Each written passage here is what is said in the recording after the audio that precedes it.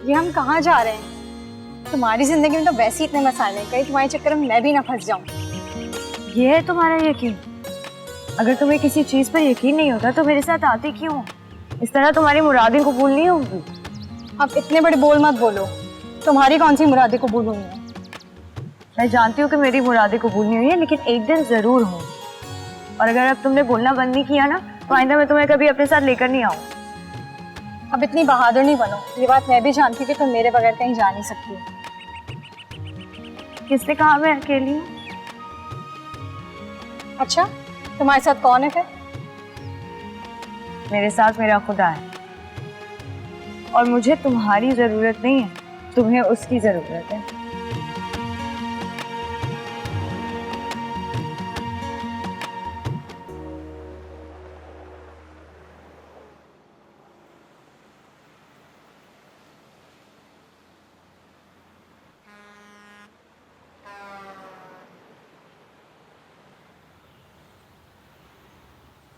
कभी कुछ फायदा तो हुआ नहीं आकर।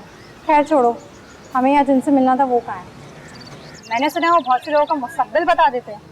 मैं अपना मुस्तकबिल जानने थोड़ी आई हूँ यहाँ पर, मैं तो अपना बस हाल दुरुस्त करने आई।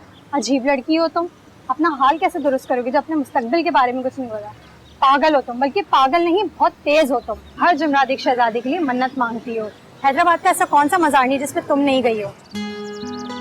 मैं किस जगह की शहजादी हूँ जो मैं किसी शहजादे के लिए मन्नत मांगूंगी? मुझे बस जो चाहिए वही मिल जाए काफी है। वालेकुम अस्सलाम। बाजी आप लोग एक एक करके अंदर आकर मिल सकती हैं। मूसा भाई अपनी नमाज पढ़ चुके।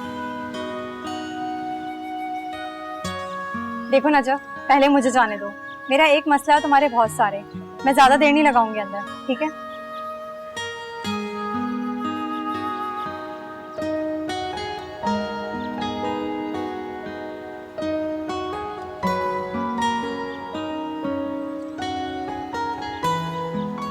नजफ, क्या हुआ? तुम इतनी परेशान क्यों लग रही हो? क्योंकि उन्होंने मुझसे बात करने को इनकार कर दिया। उन्होंने कहा यहाँ जिसको बुलाया गया वही आए। मेरा यहाँ ना तो जाया हो गया। बुलाया? मुझे तो किसी ने नहीं बुलाया, मैं तो खुद यहाँ पहली दफा आई हूँ। अच्छा तुम यहीं रुको, मैं आती हूँ।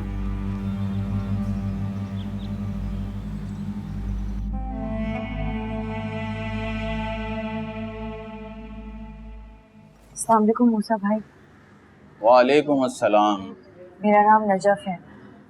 तुम्हारी रूह की तरह तुम्हारा नाम भी बड़ा खूबसूरत है।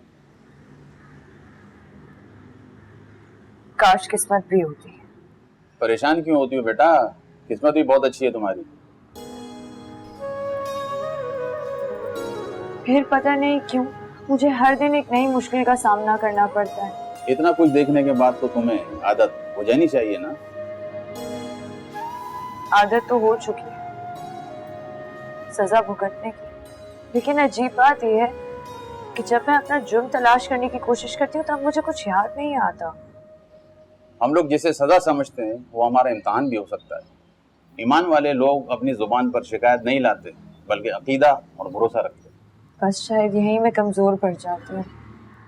कोई तुम्हारे लिए उस वक्त तक कुछ नहीं कर सकता जब तक तुम खुद अपने लिए कुछ नहीं करोगी। और तुम्हें तो अपने अलावा दूसरों के लिए भी बहुत कुछ करना है, बड़ी कुर्बानियां देनी है। अभी से घबरा जाओगी तो आगे कैसे बढ़ोगी? लेकिन जिस इंसान को मंजिल का ही ना पता हो, वो ना खुद की मदद कर सकता है और ना दूसरों की। अब मैं कहाँ जाऊं? इस रास्ते पर जो तुम्हें मिल तो गया है, लेकिन तुम उसे पहचान नहीं पा रहे, और इसके लिए बड़ी हिम्मत करनी पड़ती है। अल्लाह जानता है, सिर्फ हिम्मत ही तो मैंने की है जो मैं आज जिंदा हूं। मैंने हमेशा से दुआ की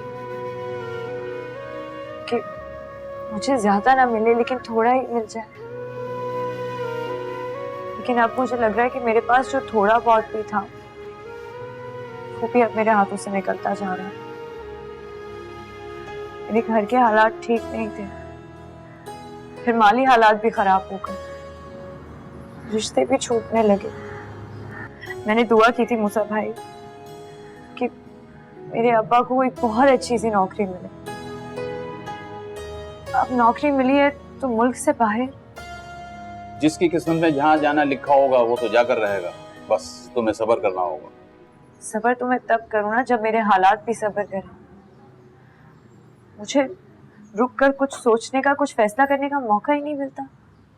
सब इस दुनिया में अकेले आते हैं, अकेले चले जाते हैं, बस बीच का वक्त गुजारना मुश्किल समझते हैं, क्योंकि हम दुनियावी चीजों में फंस चुके हैं। अब दुनिया है, क्या कर सकते हैं, इसी में ही रहना है। यहाँ पर इंसानों ने सब कुछ इतना मुश्किल बना दिया है कि हम इससे निकल ही नहीं पाते। लेकिन जब तुम इरादा कर लोगी तो तुम खुद ब खुद निकल जाओगे, और वो वक्त बहुत खूबसूरत होगा। तुम्हारे सारे मसले खुद हल हो जाएंगे और फिर से नई शुरुआत होगी, जिसमें कभी कोई दुख तकलीफ तुम्हें छूकर भी नहीं गुजरेगी। इंशाल्लाह, बस अल्लाह पर भरोसा करो। बहुत बहुत शुक्रिया मुझे।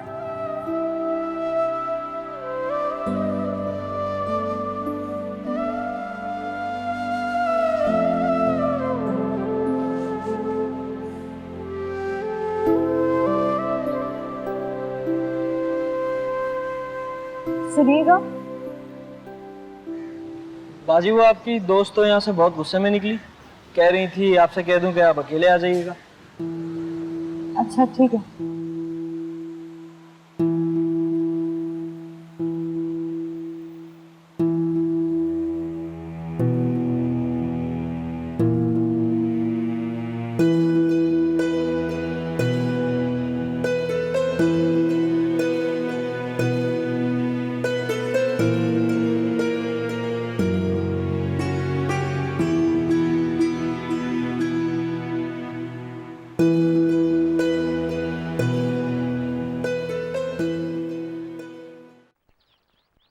आज तो मैं गई, मेरा टेस्ट बहुत बुरा हुआ है। मेरा भी। लगता है पूरी क्लास ही फेल होने वाली है, और इस बार तो नजफ को भी पास होने का मौका नहीं मिल सका। शुक्र ये है नजफ आज कॉलेज नहीं आई, वरना हमेशा की तरह वो पास हो जाती और टीचर हमें बेइज्जत करते हैं। ये कहो ना कि आने वाली बला टल गई।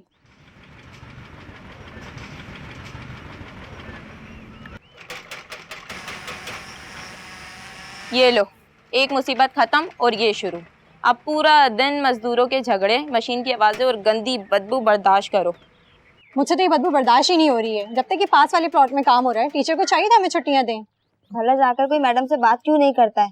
यार चलो हम पूछते ही क्या तमाशा है, कॉलेज के साथ फैक्ट्री कौन लगाता है? हाँ, बड़ा अच्छा रिकॉर्ड है हमारा कि मैडम हमारी बात सुन लेंगी। मैडम का मिजाज नहीं जानती, बेइज्जत करके निकाल देंगी जैसे हमेशा निकाल देती हैं।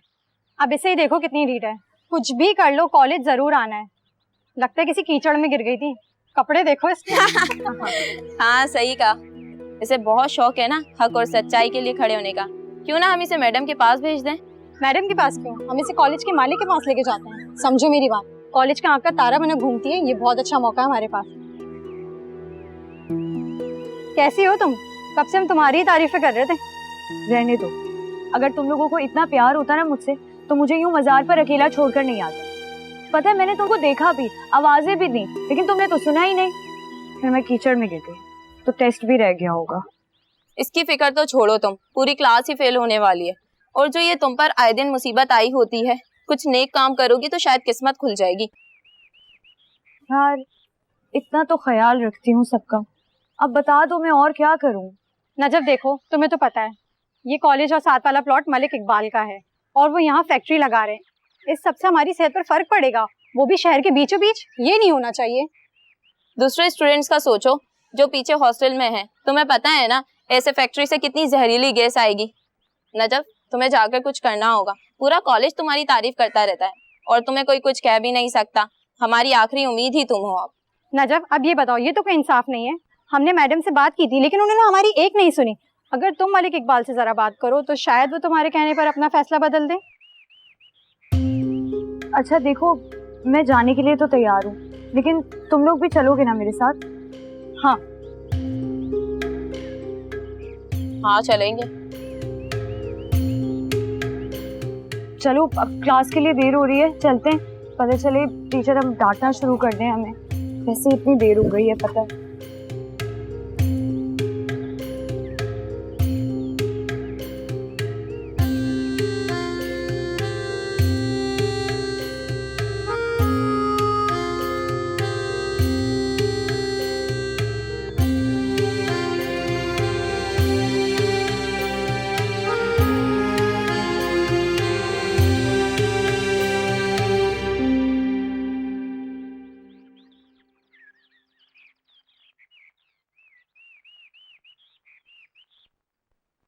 जी बीबी, आप कौन हैं, किससे मिलना है? जी हम साथ वाले कॉलेज से आए हैं, हमें मलिक इकबाल साहब से मिलना था। वो तो नहीं है, छोटे साहब हैं। आपको क्या काम है? हमें बस एक अहम बात करनी है। आप अंदर जाएं, ऑफिस में पूछ लें। अच्छा ठीक है, हम जा सकते हैं? या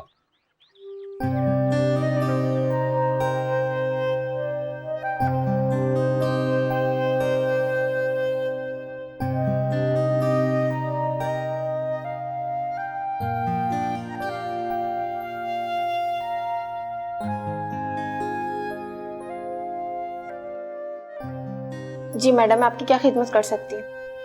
जी हमें यहाँ के मालिक मलिक इकबाल साहब से मिलना था, कॉलेज के सिलसिले में कोई बात करनी है।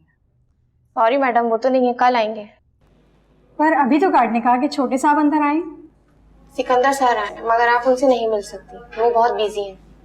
आप एक काम करें, कल परसों मुझे फोन करके टाइम ले लें, फिर आ जाइएगा। क्या वो हमसे 2 मिनट भी नहीं मिल सकते? देखा ना, जब मैंने कहा था ना, यहाँ आने का कोई फायदा नहीं है। हमें बस कुछ ही देर का काम है, बस थोड़ी सी देर, ज़्यादा टाइम नहीं लेंगे सर का, ज़रूरी बात है। जी मैडम, आपको मेरी बात समझ में नहीं आ रही? मैंने कहा ना सर, इस तरीके से किसी से बगैर अपॉइंटमेंट के नहीं मिलते। आप हमसे तमीज से बात करें, आपको बात करने की तमीज नहीं है? जी सर, आपके कॉलेज से कुछ लड़कियां आई हैं, यहाँ आके बदतमीजी कर रही हैं, आपसे मिलना चाहती हैं। जी जा सकते हैं आप लोग।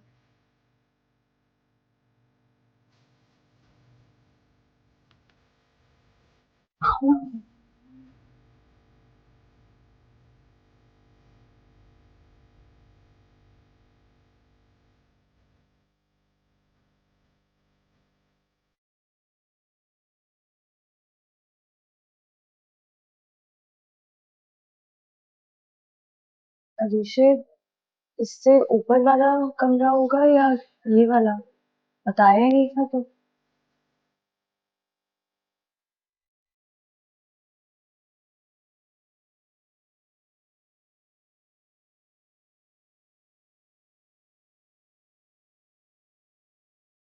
अस्सलाम वालेकुम सर।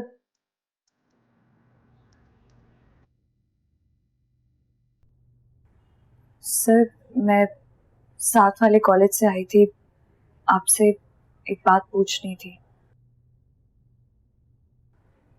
आपका कमरा काफी बड़ा और रोशन है, लेकिन जी कुछ कहा? सर बस आपके 10 मिनट आपकी तरफ से नेकी होंगे। बैठिए।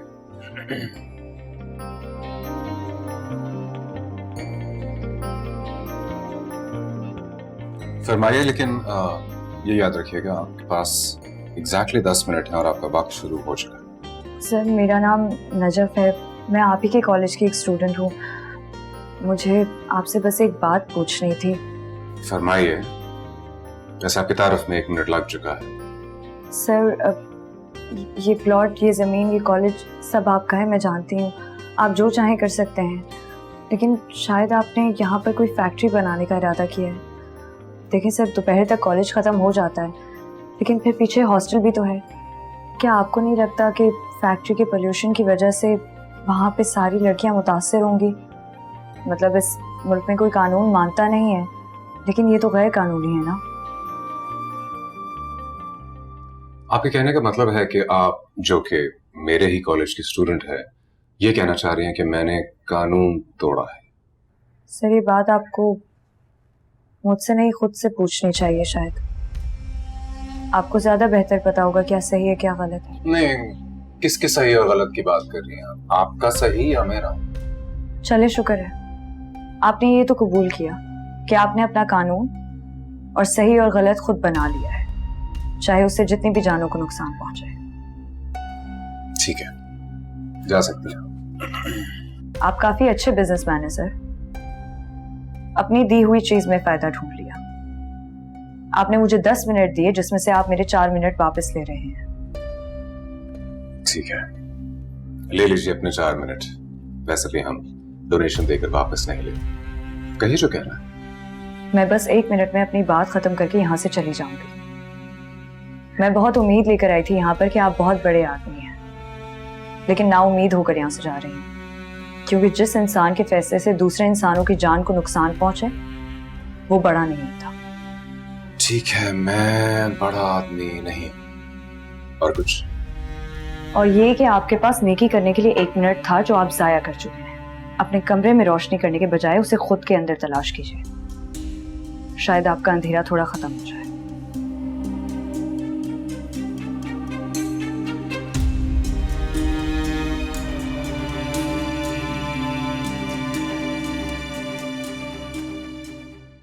तुमसे कितनी बार मैंने कहा है कि खाना खाते हुए खाने के वक्त पे मुझसे ना उलझा करो, मगर तुमने तो अपनी आदत ही बना ली है, इसीलिए रिस्क खत्म होता जा रहा है हमारे घर से।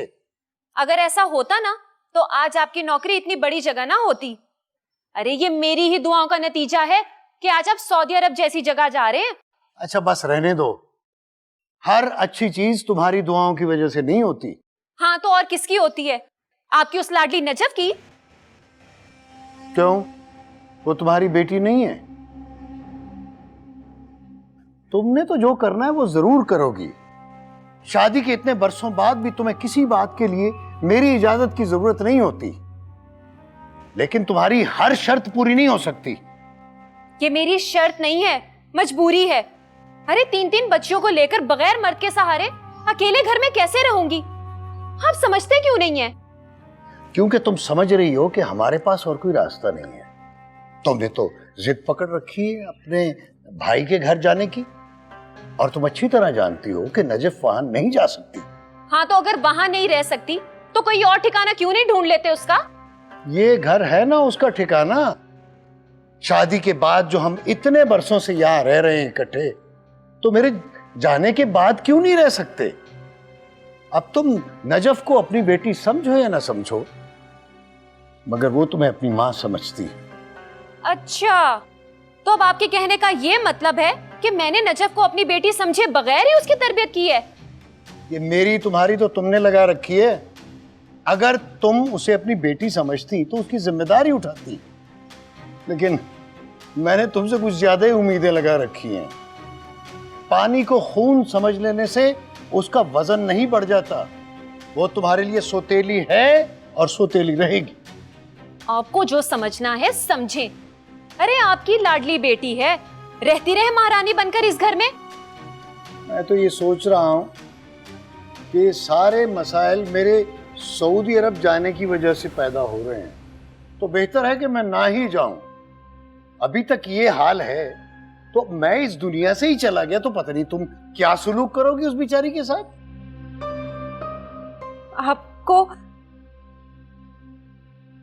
आपको ऐसे अल्फाज मुझसे निकालते हुए शर्म आनी चाहिए। खुदा ना खास्ता अगर आपको कुछ हो गया तो हमारा क्या होगा? वही जो तुम मेरी बेटी के साथ कर रही हो, उसे अकेला छोड़कर। तुम्हें तो अपने भाई की मोहब्बत पर, उसकी कुर्बानी पर बड़ा मान था। अब अगर तुम वहां जा सकती हो तो क्या वो यहां नहीं आ सकते? मेरा भाई मेरे लिए कुछ भी कर सकता है। आप शायद भूल रहे हैं, मेरे भाई का एक जवान बेटा भी है जो पहले नजफ के लिए रिश्ता डाल चुके हैं, और आपकी लाडली ने इनकार भी कर दिया था। अरे ये तो मेरा भाई इतना अच्छा है जो सब कुछ भूल गया और बुरा नहीं मनाया, लेकिन जवान लड़का और जवान लड़की एक ही घर में, और जालिम मोहल्ले वाले बातें बनाएंगे। और आजकल तो अनहोनी को होनी करने वाले बहुत हैं। ये तो क्योंकि तुम उसे बोझ समझ रही हो, इसलिए बोझ को सर से उतारने के लिए सब बहाने हैं, वरना मुझे तो उसके वहां रहने पे कोई एतराज नहीं है। जवान लड़की बोझ ही होती है। उठाने वाला अगर सगा हो तो सवाल नहीं करते, और यही अगर सौतेला हो ना तो 100 तरह के सवाल करते और 50 उंगलियां उठती हैं। और साफ बात है कि ये सब बर्दाश्त करने के लिए ना तो मेरे दिल में इतनी ताकत है और ना ही आसाब में। तो छोड़ दो ना तुम, वो तुम्हारी जिम्मेदारी नहीं है, मेरी है। मैं संभाल लूंगा उसको। हाँ, तुम फिक्र ना करो। और हाँ, कल मैं जा रहा हूं कराची, शाम तक आ जाऊंगा। मेरे जाने के बाद जरा अपने गुस्से को काबू में रखना। और नजफ? कहा ना कि मैं उसका बंदोबस्त कर लूंगा, तुम्हें फिक्र करने की जरूरत नहीं है। मैं उसका बाप हूं, वो मेरी जिम्मेदारी है, तुम्हारी नहीं।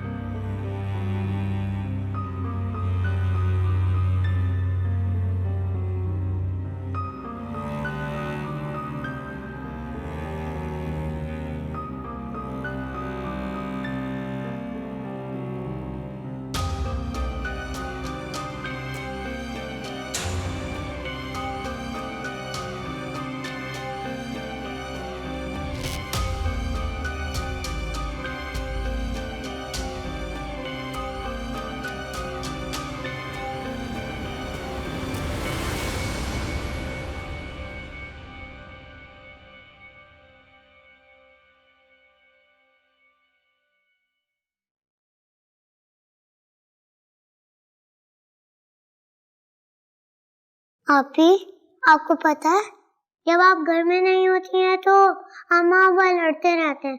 आज भी यही हुआ था। ऐसे नहीं बोलते, अम्मा और अब्बा दोनों परेशान है ना, इसलिए बस बात कर रहे होंगे। नहीं, वो हर वक्त झगड़ते रहते हैं। और आपको पता है अम्मा कह रही थी कि वो हमें मामू के घर ले जाएंगी और आपको यहीं अकेले रहना पड़ेगा। आपी, मुझे नहीं जाना मामू के घर, वो बहुत डांटते हैं। मामू तो बहुत अच्छे हैं गुड़िया, और वैसे भी मामू अगर डांटते भी हैं तो प्यार में डांटते हैं ना। अगर हम वहाँ जा रहे हैं तो आप हमारे साथ क्यों नहीं चल रही? इधर आओ।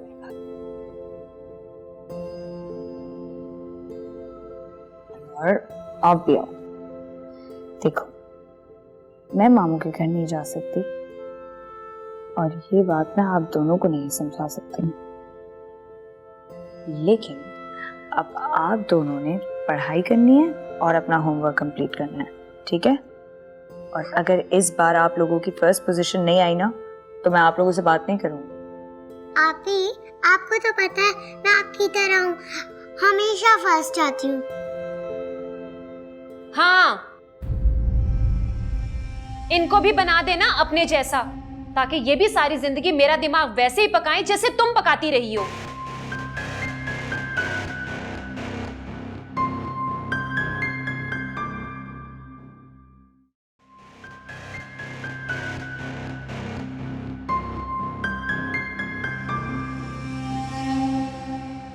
अम्मा, क्या हो गया है? आप बच्चों पे गुस्सा क्यों निकाल रही हैं? उनका क्या कसूर है? नजब, मैं एक डरी हुई माँ हूं। तुमसे बात करने से पहले मैं 100 बार सोचती हूँ कि खुद को तुम्हारी सगी माँ समझूं या सौतेली। तुम्हारे अब्बू से निकाह किए हुए मुझे 10 साल हो गए और मैंने ये सोचकर निकाह किया कि वो मेरा सहारा बनेंगे, लेकिन अब मुझे लगता है कि ऐसा मुश्किल है, क्योंकि अब मैं और बर्दाश्त नहीं कर सकती। इस उम्र में तलाक का सोचकर भी डर लगता है, लेकिन मैं क्या करूं? मेरी किस्मत। माँ जी, आप क्या कह रही हैं? ऐसी बातें तो ना करें प्लीज। मैं जानती हूँ कि आप लोग परेशान हैं, प्लीज उस समय भी ऐसा फैसला मत कीजिएगा, वरना मैं अपने आप को कभी माफ नहीं कर पाऊंगी।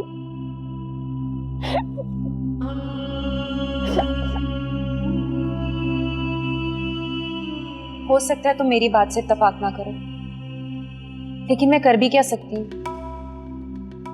अगर अपना दिल चीर कर तुम्हें दिखा सकूं, तो शायद ही तुम्हें अंदाजा हो सके कि मैं तुमसे कितना प्यार करती हूँ। नहीं अम्मा, मैं जानती हूँ कि आप हमेशा मुझे गुड़िया और मानो की तरह समझती हैं। मैंने जब तुम्हें अपनी बड़ी औलाद समझा है तो ये मान भी लिया है कि वक्त आने पर तुम बड़ा बनकर दिखाओगी। अरे, बड़ी बेटियों के सर पर तो बहुत सी जिम्मेदारियां होती हैं और तुमने ये जिम्मेदारियां निभानी है। अब देखो ना, तुम्हारे अब्बू का वीजा लगा है और मैं एक पल के लिए भी इस बात की खुशी नहीं मना सकी कि हमारे घर के हालात बदल जाएंगे। सोचो सोचो, अगर ये घर किराए पर चढ़ गया तो हमारे हालात कितने अच्छे हो जाएंगे। लेकिन तुम्हारे अब्बू हैं कि बस उन्होंने जिद पकड़ रखी है कि हम यहीं रहें अकेले। ऐसा कैसे हो सकता है? अम्मा, आप फिक्र क्यों कर रही है? मैं हूं ना आपके साथ, मैं हर काम में आपका सहारा बनूंगी। काश बेटियों को कोई ये बता सकता कि उनका सहारा बनने की ख्वाहिश और वादे सिर्फ लफ्जों की हद तक ही हो सकते हैं। जवान बेटियां घर का सहारा नहीं बल्कि उन पर बोझ हो जाती हैं। लेकिन अम्मा, मुझे समझ में नहीं आ रहा कि मैं अब इन हालात में क्या कर सकती हूँ।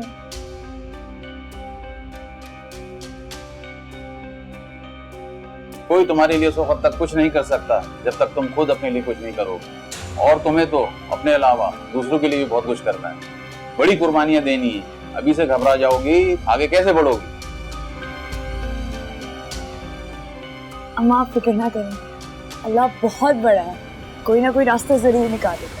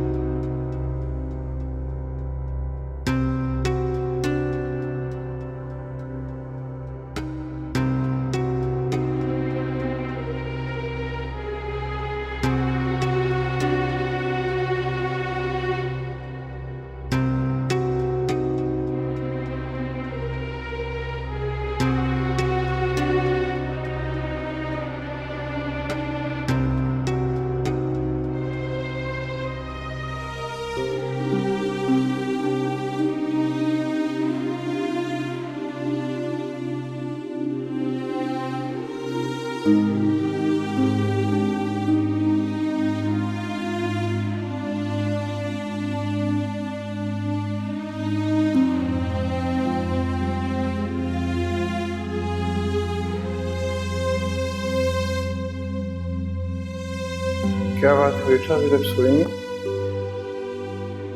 बस नींद नहीं आ रही थी। आप भी तो अभी तक नहीं सोए? हाँ, बस ऐसे ही मैं कुछ सोच रहा था। मेरी वजह से परेशान है ना? सच पूछो तो यही बात है। हाँ, मैंने कभी सोचा भी नहीं था कि मुश्किल वक्त में कोई मेरा साथ नहीं देगा। अब्बा, आप ऐसा क्यों कह रहे हैं? मैं हूं ना आपके साथ। अम्मा है, गुड़िया है, मानो है। अच्छा, चल तुम सो जाओ। अब्बा, मैंने एक फैसला किया है और आपको मुझसे वादा करना पड़ेगा कि आप मुझे इनकार नहीं करेंगे। ये मेरे होते हुए तुम्हें फैसले करने की जरूरत क्यों पेश आई? मैं चाहती हूँ कि आपके जाने के बाद मैं कॉलेज के हॉस्टल में रहूं। आखिरी साल है पढ़ाई का और किसी और के घर में रहूंगी तो मुश्किल हो जाएगी ना। तुमने ये सोचा भी कैसे? मैं तुम्हें अकेली लड़की को वहां हॉस्टल में रखूंगा? ये नहीं हो सकता। अब आप प्लीज जिद ना करें ना, मान जाए मेरी बात। वैसे भी मेरे पास कोई ठिकाना नहीं है और आप भी परेशान हैं और घर का माहौल भी खराब हो रहा है मेरी वजह से। ये तुमसे तुम्हारी अम्मा ने कहा है ना? हाँ? नहीं अब्बा, मुझे किसी ने नहीं कहा है और अम्मा ने तो बिल्कुल भी नहीं कहा है। ये मैंने खुद सोचा है। और पता है अब्बा, कॉलेज का माहौल बहुत अच्छा है, सब मुझसे बहुत प्यार करते हैं, सारी टीचर्स मुझे जानते हैं, इज्जत देते हैं मुझे। और फिर कॉलेज का आखिरी साल है, वहीं पे पढ़ लूंगी और वहीं पे नौकरी भी कर लूंगी। अच्छा, तुमने अभी इस मौजू पर दोबारा बात नहीं करनी। मैंने कल सोचा है, अगर अपने मकसद में कामयाब हो गए तो तुम्हें बताऊंगा। सो जाओ।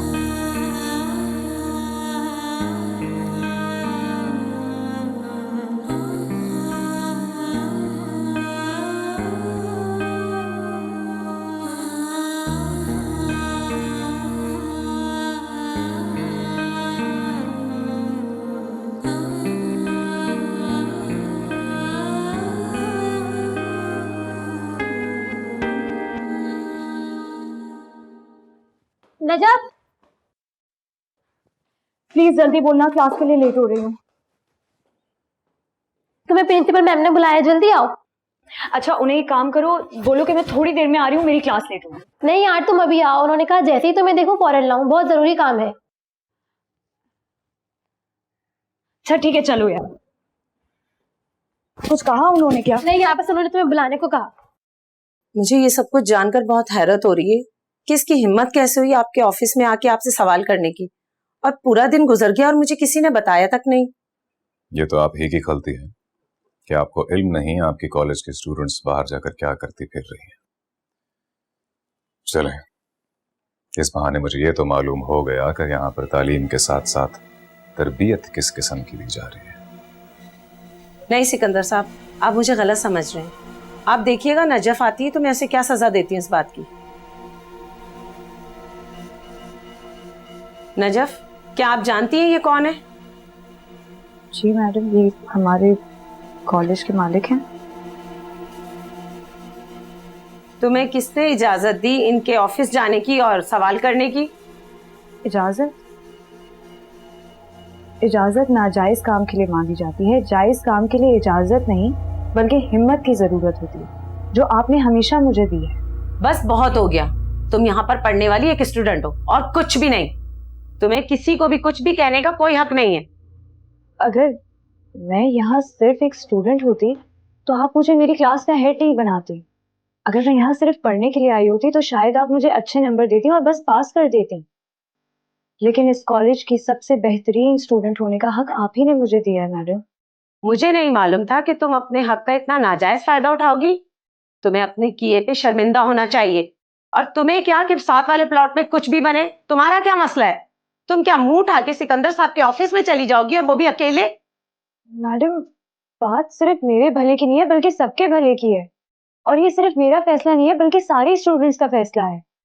बदकिस्मती मेरी सिर्फ इतनी है कि मेरी दोस्तों ने वहां पर मुझे डर के अकेला छोड़ दिया।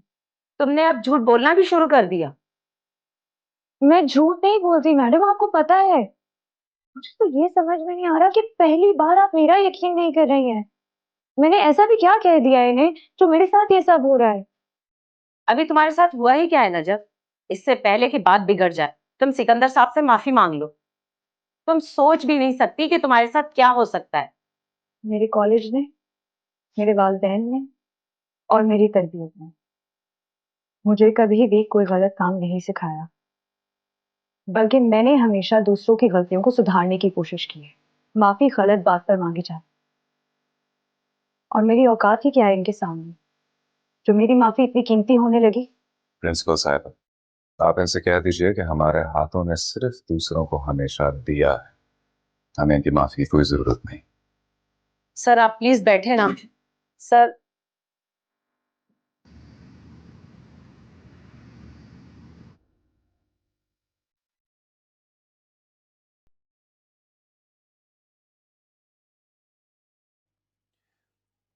वो भाभी समीना को बताया था, मेरा नाम बताया था? जी साहब, बता दिया था। वो जरा तैयार हो रही हैं, उन्हें कहीं जाना है। बाहर निकलेंगी तो आपसे मिलते हुए जाएंगे। हाँ।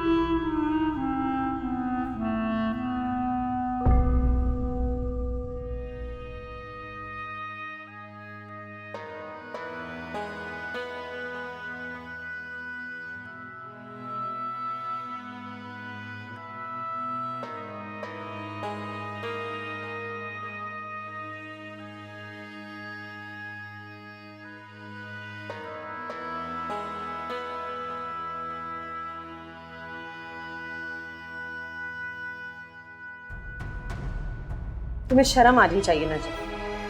तुम्हारी वजह से आज मेरा सर नीचे हो गया। सिकंदर साहब हमसे नाराज होके चले गए।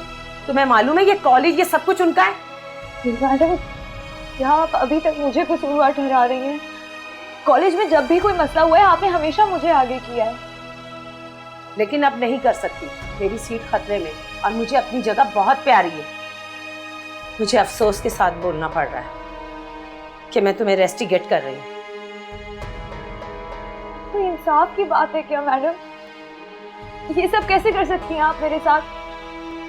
आप हमें वो सबक पढ़ाते क्यों हैं जिस पर अमल करने की सजा दी जाती है? तुम प्लीज अभी जा सकती हो। मैडम आप प्लीज कुछ तो